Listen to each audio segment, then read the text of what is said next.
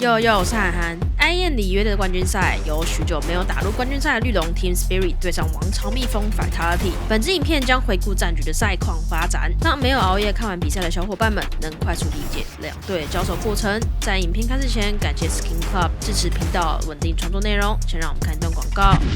本片由 Skin Club 赞助播出，提醒大家未满18岁请勿进行开箱行为。想帮你的饰品库大换血吗？接着看下去。Skin Club 是全球最大的开箱平台之一，拥有大量独特宝箱，还会根据全球时事定期更新内容。相比官方开箱，在这里获得酷炫造型的机会更大。玩家最在意的公平性，他们比你更重视。Skin Club 采用可验证公平系统，确保所有人的几率完全一致，而且入金非常方便，无论是信用卡、Google Pay、Apple Pay 还是 PayPal， 统统支援，甚至连虚拟货币也能直接转入，操作门槛超低。他们更长期赞助 CS 一线赛事与战队，是真正支持电竞社群的优质平台。这里不只有多样玩法与每月新活动，随着你等级提升，还能领取额外的免费武器箱，福利诚意十足啊！如果你有开箱需求 ，Skin Club 是你的好选择。现在点击下方资讯栏连结，并输入我的专属优惠码哈咪 CS， 就能直接获得奇葩的储值加成。现在就去试试吧！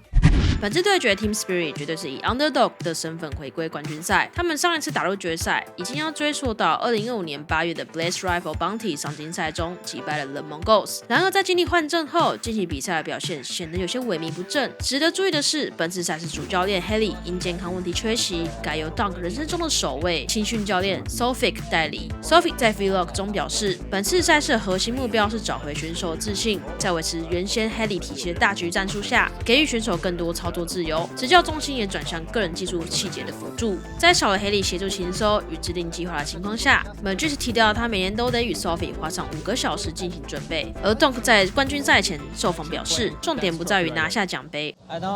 believe like we are not chasing a trophy, we're chasing a good game, I would say, and like we want to become a better team. And we don't really think about lifting the trophy. And like we know, Vitality is a great team, and maybe they're better than us, but it's not the spot, I would say. And we are just going to show our game, and we want to see. It's very interesting to see what damage can you do to the best team in the world. 我想这一战对他们而言更深层的意义在于找回队伍磨合与个人表现之间的平衡。接下来就让我们一起观赏比赛吧。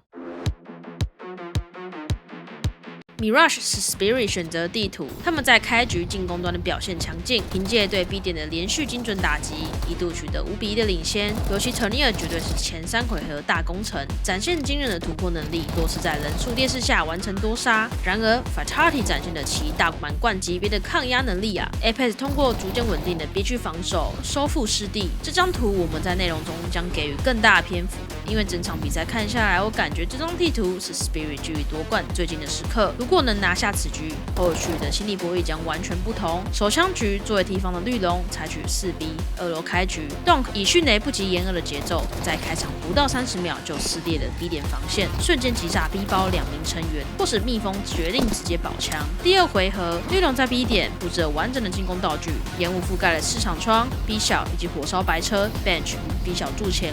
道具品质非常不错啊！藤尼尔趁势收下点内2个人头，让强起失败进入 Eco 的蜜蜂难以招架。第3回合敌方转攻 A 点，虽被守方用Deagle换掉了 Dunk 和虚弱，幸好藤尼尔在魔方扛住了压力，只身处理掉剩下3名成员。第4回合蜜蜂终于止血了，载物拿到他的专武大局。开局绿龙采取 Default 进攻，由3人争夺中路，藤尼尔与 Zontex 分别在 A、B 2条边线，在1分钟左右 ，Flamez 与 Apex 双人清查2楼皇宫，成功抓掉了 Zontex。随后绿龙发起中路攻势，却被守在 Jungle 与连接附近的载物给予莫大压力，搭配 B 小 Robs 与点上队员的补位，蜜蜂成功守下1局。随后2回合，绿龙分别以 B 2楼与 B 小进攻再拿2分，尤其在第5回合中 ，Turnier 以 Tech Knight 双杀突破。第7回合 ，Dunk 想抓住连接前沿的 timing， 踩到更激进的位置，结果被领先的载物同样钻烟化解。同时 Flamez 又再次不讲理的跳出皇宫烟，抓到 Zontex， 瓦解了敌方的攻势。第8回合 ，Dunk 其实一度抓到 B 角2名防守者，形成4打3的优势。在窗户与连接有烟的情况下 ，B 点防守显得极为薄弱。然而 Turnier 手持 Tech Knight， 猜测点内可能没人了，一路蹦跳进点内，却被刚回防的 Apex 抓掉。后方的 Zontex 在竞走，没能跟上啊。若这不能连同中路2楼成员完成同步的夹击，胜率会大得多啊，非常可惜。第10回合 ，CT 方策动了 Flamez 与 Mazy 强力的 M 上。由于前几局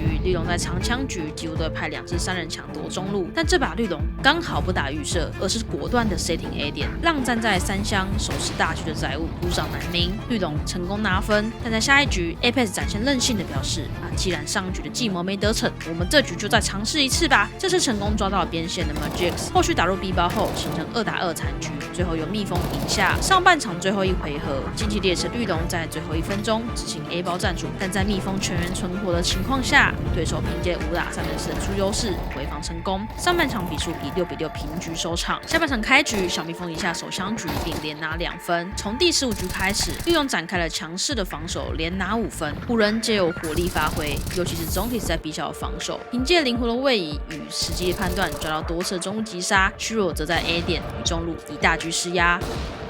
到了第20回合，蜜蜂在47秒左右集结 A 点，防守方的 Zontix 与腾尼尔在点内仅能打成1换1，载物快速的补掉2人并下包。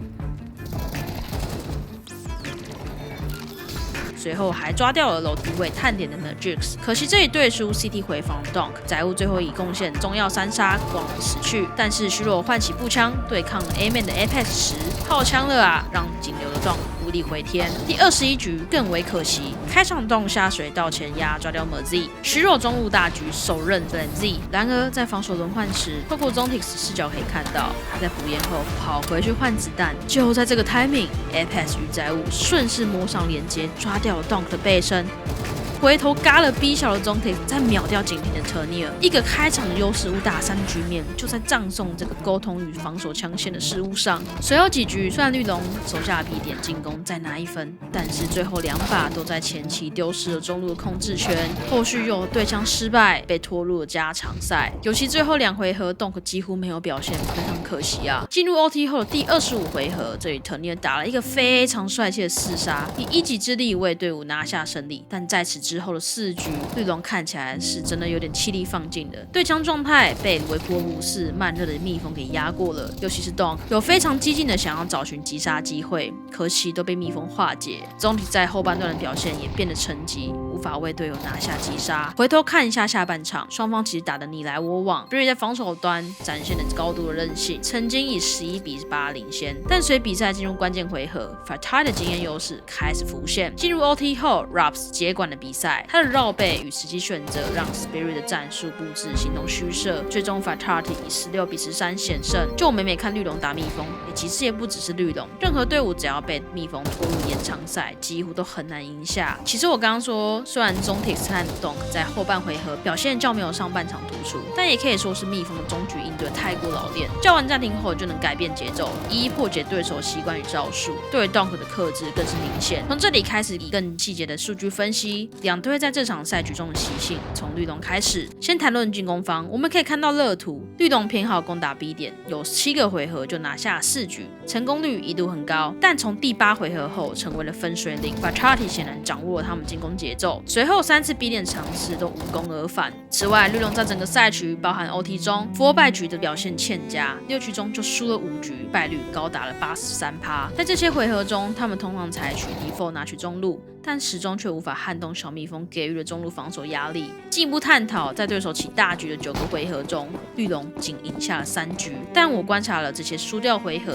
虽然不见得全是载物的直接击杀，很多胜利因素也来自于 Rob 在 B 点这端的防守良好表现。但我们可以理解成，载物手持大局的威慑力，解放了队友的防守空间。在防守乐图对比上，绿龙偏重中窗与 B 小，蜜蜂则偏重中窗与连接。有趣的是，在于两队狙击手活动范围，载物的跑位更加灵活，范围更大。虚弱在中窗与警亭，不知道为什么是一大坨啊，这也与双方进攻偏好有关。蜜蜂喜欢打 A， 导致虚弱必须频繁的回防 CT 警亭。不过这里我们可以理解成是小蜜蜂战术上给予载物的空间灵活性更多，毕竟在守方大部分的选手都会有自己较专职的位置。这里放出两队各选手的防守热点，提供大家参考。如果你是常施职于那些位置的 anchor， 也可以去下载 demo 来学习选手们的动作哦。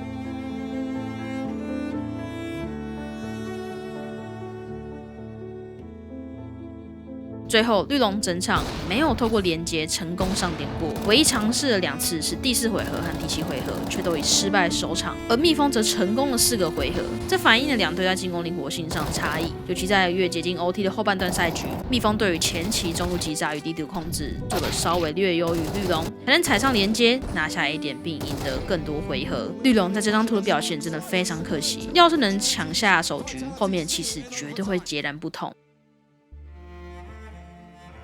接下来，碍于影片篇幅关系，第2、3张图的讲解我们将以重点方式带过。第2张图来到 Vitality 的强势地图 Nuke，Spirit 再次展现令人惊讶战斗力啊 ！Magis 与 Zontic 在 CT 端的联动防守，让 Vitality 的进攻频频受阻。半场结束时 ，Spirit 以8比4领先，战局的转折点然而却发生在下半场第3回合。Spirit 在输掉首相局后，第2局强起翻盘，一时之间士气大涨。然而在下一回合气势却戏剧性的对调，换成 Spirit 在握有长枪优势的情况下，意外输给了 Vitality 纯手枪强起局，其中 Frenzy 甚至只有一把 5-7， 连半甲都没有，但他凭借精准的出电时机，强行换掉了 Magis 和 Tenier。随后 Apex 发挥他道具大师的本领，精准应用手中仅有的一颗手榴弹，削弱 Dunk 的血量，让他足以在长距离中以 5-7 一枪收掉 Dunk， 完全打乱了 Spirit 进攻计划。最后 Apex 与 Merzy 接连靠着优异选位、精准枪法拿下了回合，这一局彻底瓦解了 Spirit 经济与心态。此后 Vitality 在 CT 端展现了教科书般的交叉火力 ，Dunk 的几次关键突破都被载物精准的捕捉，这人根本是开透视吧！最终 Vitality 以13比10完成了逆转，取得大比分2比0领先。在最后一章，在0比2落后且面对 Vitality 的传统强途 Dust 2时 ，Spirit 的士气明显受挫。Vitality 在 CT 端打出了5比0的开局，尽管 Donk 尝试通过个人能力在 B 点强行破局，并完成了一个极高难度的1打2残局，但这已不足以改变大势。最后 Vitality 的进攻端执行了近乎完美的假 A 点战术，诱骗 Spirit 全体回防后迅速占领空虚的 B 点。这张图最终以13比5结束，宣告了 Vitality 的胜利。这边我想特别探讨开局绿龙输掉的进攻手枪局，因为这当中的细节非常值得各位在天梯路人局中学习。为了深入了解绿龙应该如何改善这支进攻，我特地请教了台湾顶尖好手 Flyking JVE， 以下是他分享的专业观点。当局绿龙决定抢夺 A 大，但为了维持进攻阵型，因应开场升位，他们并没有像一般路人场那样直接 rush 出电。Tenier作为第1顺位进门后先竞走，等待出生位较远的 Dunk 走到第2顺位，才配合 Magis 的闪光弹爆开后同步出门。这颗闪光确实成功干扰了 Frenzy 与迫使载物转头躲闪，但此时 Tenier 个人发生了一个小失误，他没有大胆的拉出。作为第1顺位，应该享有格拉高机动的优势，大步拉出，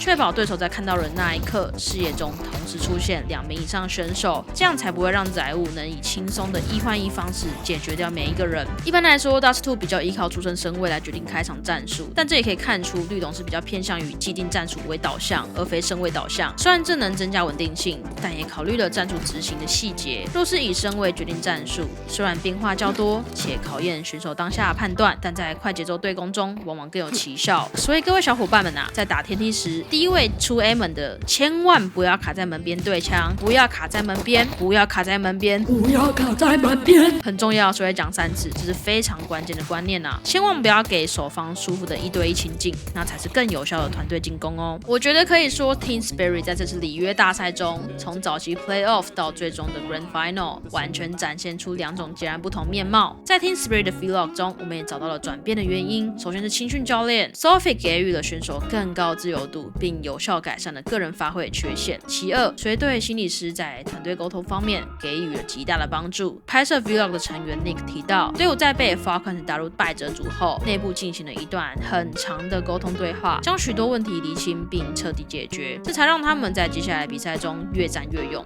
重拾自信。整支队伍目前展现出极强的动力与发展。关于绿龙这次大赛的详细评价，我们在本月第3集 Podcast 中聊得非常深入，有兴趣小伙伴们欢迎去听听看，留言还有机会抽奖哦。另外，社群上也有传言指出 ，Sophie 在 Rio 的成功表现，可能让 Team Spirit 考虑在 Major 之后将其转为永久主教练，或者让他与 Haley 共同执教。不过这目前纯属传传言，你们觉得这套方案可行吗？回头看夺冠的 Vitality， 他们展现了稳定性与经验，在 BO5 高压环境下的决定性作用。当战术执行达到极致时，队伍就不再单纯依赖某个巨星的爆发，而是依靠全体成员对细节的精准掌控。而 Team Spirit 虽然在比分上完败，他们也展现了从个人主义转向系统化团队的成功路径。Magis 指挥 Tony 的火力释放，以及 Sophic 对基础细节的雕琢，都预示这支年纪比较轻的队伍还没有触及的天花板。我也非常期待在下次大赛中，他们能持续完成蜕变，成为能撼动蜜蜂王朝的关键力量。如果你喜欢这支影片，欢迎按赞订阅并留言与我们互动。我们真的花了非常多时间钻研 demo 与2D player， 希望我们的分析功力也能与时俱进，为大家带来更精彩的内容。如果想支持我们，也欢迎点击加入会员，仅需一杯纯茶手摇的价钱，就可以给我们最大的动力。感谢收看，下支影片见，啵啵。